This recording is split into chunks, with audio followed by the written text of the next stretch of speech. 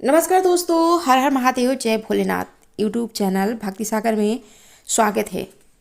Channel पे अगर आप पहली बार हैं तो चैनल को सब्सक्राइब कर लीजिए, बेल आइकन के बटन पे भी क्लिक कर दीजिए ताकि आने वाली वीडियो की नोटिफिकेशन, पूजा पाठ से संबंधित जानकारी की वीडियो आप तक सबसे पहले समय पे पहुंच सके।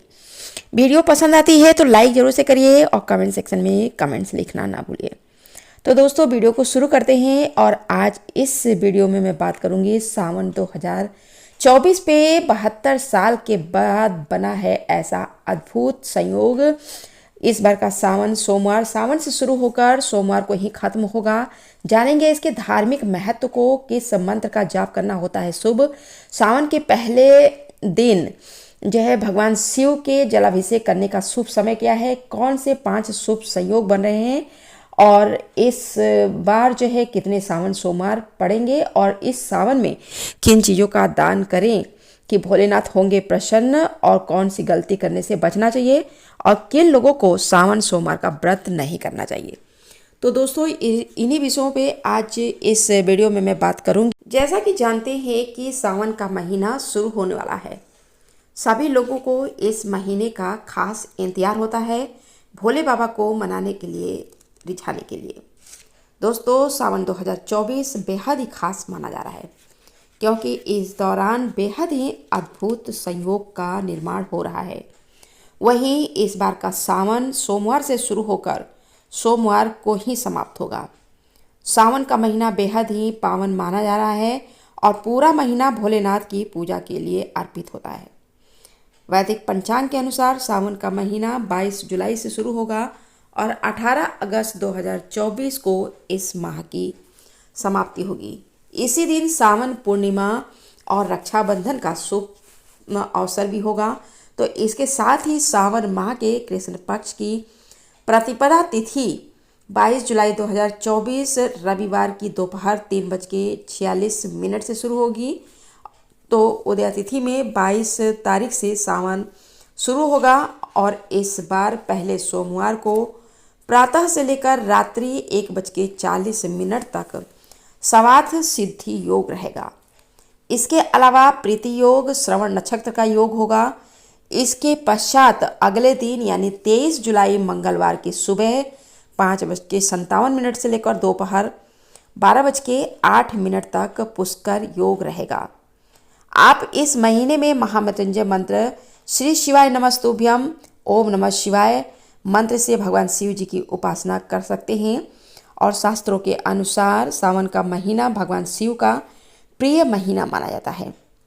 इस महीने के दौरान शिव जी का जलाभिषेक आप दूध दही से करिए। इसके अलावा भगवान शिव के शिवलिंग पे आप बेलपत्र, धतूरा आदि चढ़ाइए। इन चीज़ों को अर्पित करने से भगवान शिव अत्यंत प्रसन्न होते हैं और सभी कष्टों को हर लेते हैं। इसके साथ ही सुख और समृद्धि और साथ ही मनोवांछित फल की भी प्राप्ति का आशीर्वाद मिलता है। सावन में पड़ने वाले हर सोमवार का खास महत्व होता है।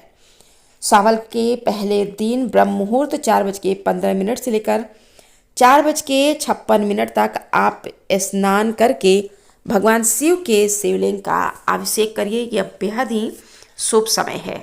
इसके बाद आप भगवान शिव के मंदिर जाकर शिवलिंग का अभिषेक करिए। पहले दिन जलाभिषेक आप सूर्योदय के समय यानी 5:37 से कर सकते हैं। इस समय प्रीति योग और श्रवण नक्षत्र का संयोग रहेगा। जान लेते हैं शिवलिंग पे जलाभिषेक करने का नियम। कहते हैं किसी भी पूजा पाठ को करने के लिए सच्ची भावना का होना बेहद ही जरूरी है। मन में अगर छल कपट झूठ है तो आप जितना भी पूजा कर लेंगे उसका कोई फायदा नहीं होगा। भगवान आपकी भावना को देखते हुए उसी के अनुसार जो है फल को देते हैं। भगवान शिव जितना भोले हैं उतने ही प्रचंड क्रोधी भी हैं। तो आइए जानते हैं कि जलाभिषेक करने के नियम को।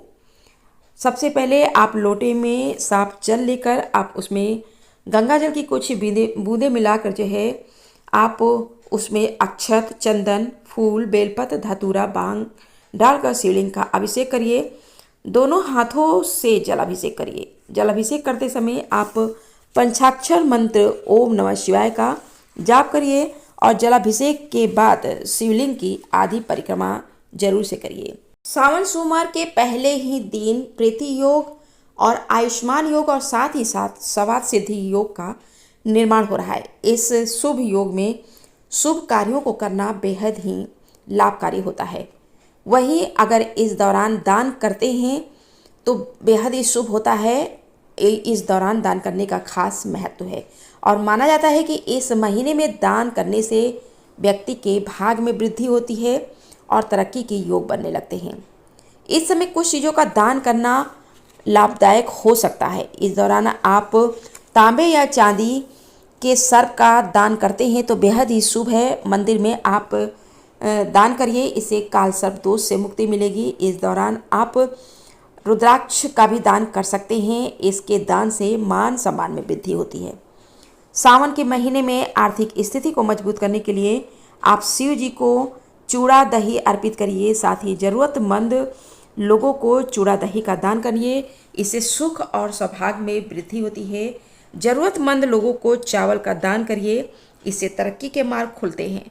सावन माह के शनिवार को काले तिल का दान करने से शनि की 7.5 के दुष्प्रभाव से बचा जा सकता है और शिव जी को भूल कर भी जो है कुछ चीज़ें अर्पित नहीं करनी चाहिए। शिव जी को भूल कर भी कभी भी सिंदूर नहीं अर्पित किया जाता है, केतकी का फूल नहीं अर्पित करना चाहिए, तुलसी पत्र नहीं अर्पित करना चाहिए। शिव जी की पूजा में सफ़ेद रंग का उपयोग जो होता है वो बहुत ही शुभ होता है। भोलेनाथ बाबा को हल्दी नहीं अर्पित करना चाहिए।